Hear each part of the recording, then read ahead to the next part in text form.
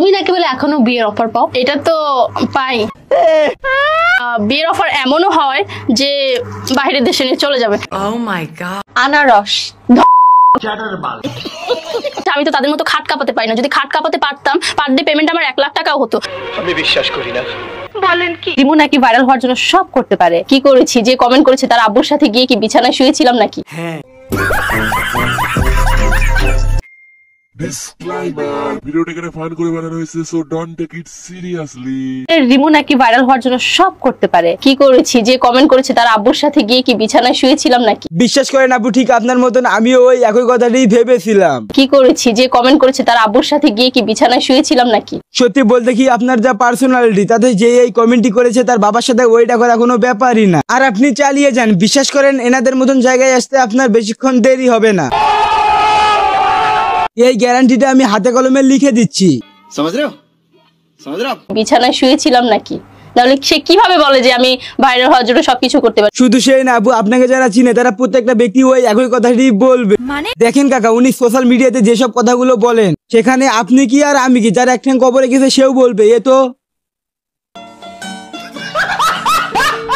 তো hello, hey WhatsApp guys, this is Farhad and this is my new video.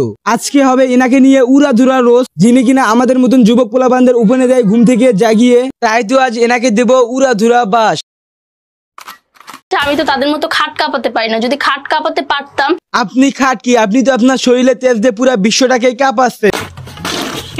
যেখানে কিনা এলাকার বুইরা কাকারাও ঘুম থেকে জাগিয়ে উঠতেছে, সেখানে একবার আমাদের কথাটি ভেবে দেখেন, আপনার ওই গরম কথাটি শুনে আমাদের কি হবে? আমার সঙ্গে ফাজলামি করবে না। কি বলছিস? আমাকে মানুষ এমনও অফার করে যে আসো চা খাই, আমাকে 5 লাখ টাকা দিবে। দেখেন আপু, আপনি চা খাওয়ার জন্য 5 লাখ টাকা না, আপনি আমাদের বিশ্ববিখ্যাত টিকটকার অপু ভাইয়ের সাথে দেখা করেন। আপনি যদি তার সাথে দেখা করেন তাহলে আপনাকে 5 লাখ টাকা না, আপনাকে পুরো ল্যাম্বরগিনিটাই দিয়ে দিব। কি কাকা, বিশ্বাস হয় না? আমি বিশ্বাস করি না। দেখেন ভাই, আমার দেখা মতে বাংলাদেশের এই দুইজন টিকটকার সবসময় ট্রেন্ডিং গাই থাকে। প্রথমটি হচ্ছে আমাদের অপু ভাই, যিনি কিনা দুবাইয়ে গিয়ে পুরা ডাবের বাগানের মালিক হয়েছে, আর সেই ডাব বিক্রি করে উনি অলরেডি 3 কোটি টাকার ল্যাম্বরগিনি নিয়ে ফেলেছে। ঠিক বলেছো। আর দ্বিতীয়ত এই বেডি, যার কিনা দুবাইয়ে ডাব বিক্রি করা লাগে না, ইনি শুধু চা খেয়ে এবং খাট খাপিয়ে দিনে 2-3টা ল্যাম্বরগিনি নিয়ে ফেলতে পারবে। কিন্তু ইনি ল্যাম্বরগিনি নেয় না। কেন? তার কারণে একটা, ইনি যদি ল্যাম্বরগিনি নিয়েও ফেলে তাহলে আমাদের বাংলাদেশ ইনকাম ট্যাক্স অফিসাররা এসে বলবে আপনি কোন এমন প্ল্যাটফর্ম থেকে 2-3টি ল্যাম্বরগিনি নিয়েছেন। তখন এই আপুটি কি বলতে পারবে যে আমি খাট কাঁপিয়ে নিয়েছি? আর যদি বলে ফেলে যে আমি খাট কাঁপিয়ে নিয়েছি ল্যাম্বরগিনি, তাহলে ইনকাম ট্যাক্স অফিসাররা বলবে যে কোন এমন খাট কাঁপালে টাকা পড়ে, তাহলে আমরাও একটু কবাই যদি একটা ল্যাম্বরগিনি নিতে পারি।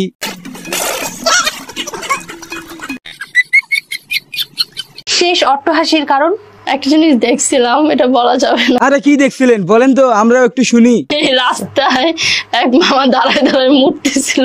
মানে ভাই কি বলবো, এনার অত্যাচারে মনে হয় আর রাস্তায় প্রসাব করাটাও যাবে না। দেখেন আপু, যে প্রসাব করতেছিল সে একজন বেড়া মানুষ, এবং বেড়া মানুষ রাস্তায় এখানে সেখানে যেখানে সেখানে প্রসাব করতে পারে। আর আপনি কি করতেছেন, এই বিষয়টি নিয়ে হাসাহাসি করতেছেন। ঠিকই তো, বেড়ায় মুতবো কেন সবার সামনে? শরম লজ্জা নেই?